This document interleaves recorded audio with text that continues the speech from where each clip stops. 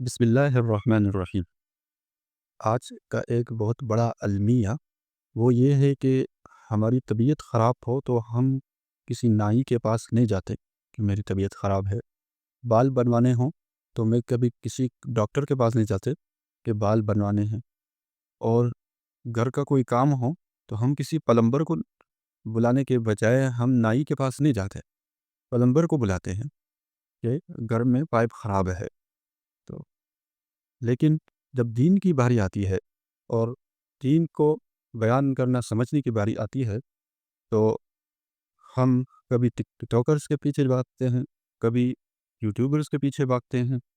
کبھی ڈاکٹر سے ہم دین لے رہے ہوتے ہیں، کبھی پلمبر، کبھی انجینئر سے ہم دین لے رہے ہوتے ہیں۔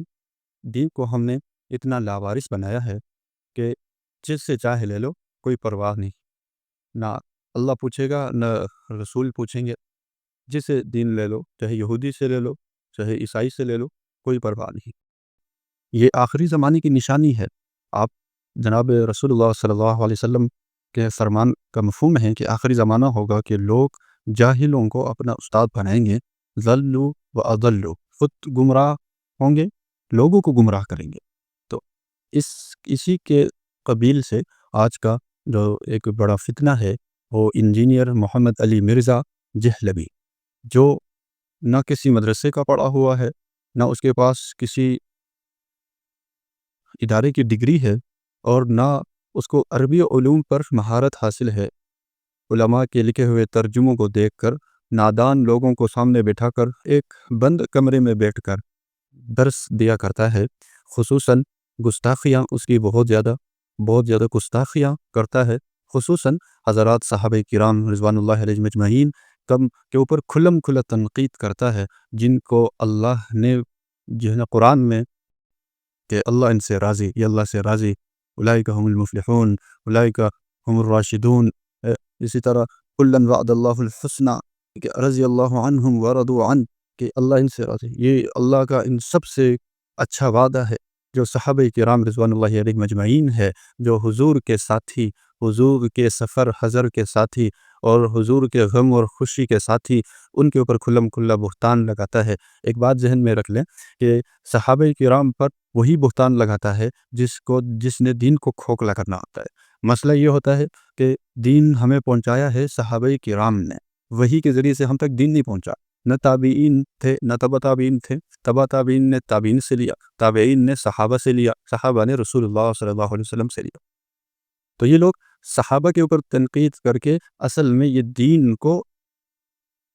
جو نا خراب کرنے کی کوشش کرتے ہیں، دین میں تنقیص اور دین میں کمی کرنے کی کوشش کرتے ہیں۔ ان کا مسئلہ اصل میں دین کے ساتھ ہوتا ہے، تو صحابہ کرام پر یہ کھلم کھلا تنقید کرتا ہے، خصوصاً حضرت امیر معاویہ رضی اللہ عنہ کے اوپر کھلم کھلا تنقید کرتا ہے۔ ان کو یہ بدعتی کہتا ہے، ان کو یہ باغی کہتا ہے، ان کو یہ گالی دینے والا اور گالی بکنے والا، اور سنگین الزامات لگاتا ہے کہ جو کاتب وحی ہے، جو وحی کے لکھنے والے تھے، جو قرآن کے لکھنے والے تھے، اس کو یعنی ان صحابی کو یہ گالیاں دیتا ہے۔ تو اسی طرح اس کے حضرت امی عائشہ صدیقہ رضی اللہ عنہا کو یہ ظالم کہتا ہے، اور اسی یعنی آپ صلی اللہ علیہ وسلم کے صحابہ کے اوپر یہ بہتان باندھتا ہے، اور صحابہ کے اوپر یہ گستاخیاں کرتا ہے۔ یہ بولتا ہے کہ صحابی ہونا کوئی بڑی بات نہیں، بلکہ لا الہ الا اللہ محمد رسول اللہ پڑھنا بڑی بات ہے، اور صحابہ کو کافر کہنے والے کو کافر نہیں سمجھتا۔ یہاں پہ سمجھنے کی بات ہے کہ صحابہ کے کافر بولنے والے کو کافر نہیں سمجھتا، لیکن جو شخص انجینئر محمد علی مرزا کہتا ہے کہ جو خود مجھے کافر کہے گا میں اس کو کافر سمجھوں گا، میں اس کو کافر کہوں گا، اور قادیانیوں کو یہ صرف اسی لیے کافر سمجھتا ہے کہ وہ اسے کافر سمجھتے ہیں، اس لیے وہ کافر ہے، صرف اس وجہ سے وہ کافر ہے۔ اس کے علاوہ قادیانیوں کو ٹھیک سمجھتا ہے، جو نا یہ خارجیوں کو یہ مسلمان کہتا ہے، اور بہت سے ان کے طریقوں کو صحیح کہتا ہے۔ اور اسی طرح حضور پاک صلی اللہ علیہ وسلم کی شان میں گستاخی کہ حضور کے لیے چھوکرے کا لفظ نعوذ باللہ استعمال کیا، اور اسی طرح لفظ اللہ کہتے ہیں، لفظ اللہ محمل ہے، لفظ اللہ محمل ہے، اس کا کوئی معنی نہیں۔ اور اسی طرح یہ فقہ اور ائمہ فقہ حنبلی، مالکی، شافعی، حنفی کہتا ہے کہ ان ائمہ کی اتباع کرنا جسے ہم تقلید کہتے ہیں یہ بھی جائز نہیں ہے، اور فقہ کوئی چیز ہی نہیں ہے۔ اور اسی طرح یہ اجماع امت کا انکاری ہے کہ کچھ علماء مل کے کوئی فیصلہ دے دیں، کہ علماء کی ایک جماعت ہو وہ کوئی فیصلہ دے، تو وہ کہتا ہے کہ اس کی کوئی ویلیو نہیں ہے، بلکہ ہر شخص خود بخود جس کو نہ عربی آتی ہو، نہ اس کو اصول فقہ کا پتہ ہو، اصول تفسیر کا پتہ ہو، اس کو ناسخ منسوخ کا کچھ پتہ نہ ہو، تو کہتا ہے ہر شخص خود قرآن و حدیث سے کوئی مسئلہ اخذ کر لے، اور ہر شخص خود جو ہے نا قرآن مجید سے کوئی حکم نکال کے خود اس پر عمل کرے ڈائریکٹ قرآن سے۔ تو یہ واہیات اور لغویات بکواسات یہ کرتا رہتا ہے، تو لہٰذا